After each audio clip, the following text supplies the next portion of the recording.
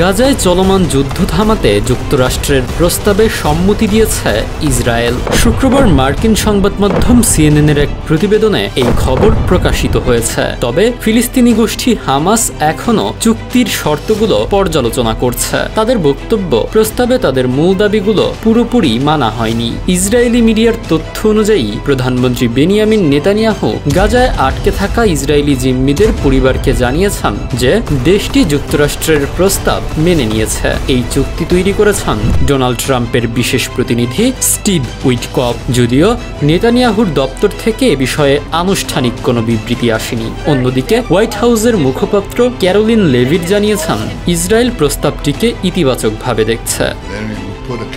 চুক্তির প্রথমে 60 দিনের যুদ্ধবিরতি হবে, গাজায় মানবিক সহায়তা বাড়ানো হবে এবং জিম্মি মুক্তির প্রক্রিয়া শুরু হতে পারে। হামাসের জ্যেষ্ঠ নেতা জানিয়েছেন তারা প্রস্তাবটি বিশ্লেষণ করছেন। তবে তিনি অভিযোগ করেন চুক্তির শর্তগুলো ইসরায়েলের পক্ষে বেশি, যেমন পুরোপুরি যুদ্ধবিরতি নেই, ইসরায়েলি সেনা প্রত্যাহারের নিশ্চয়তা নেই এবং হামাসের চাহিদা অনুযায়ী ত্রাণ সরবরাহের গ্যারান্টি দেওয়া হয়নি।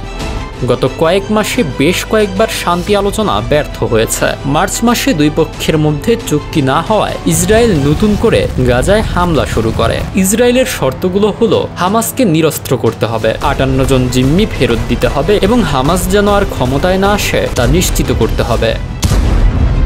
তবে হামাস তাদের অস্ত্র জমা দিতে রাজি হয়নি এবং বলেছে ইসরায়েলকে গাজা থেকে সব সেনা সরিয়ে নিতে হবে এবং আন্তর্জাতিক সম্প্রদায়ের কাছে যুদ্ধ বন্ধের অঙ্গীকার করতে হবে।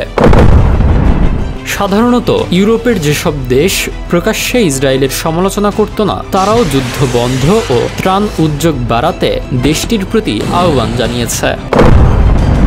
এর আগে 2023 সালের 7 অক্টোবর ইসরায়েলে অতর্কিত হামলা চালায় হামাস। ওই হামলায় 1200 ইসরায়েলি নিহত ও 250 জন জিম্মি হন। সেদিনই গাজায় পাল্টা হামলা শুরু করে ইসরায়েল, যা এখনও অব্যাহত আছে।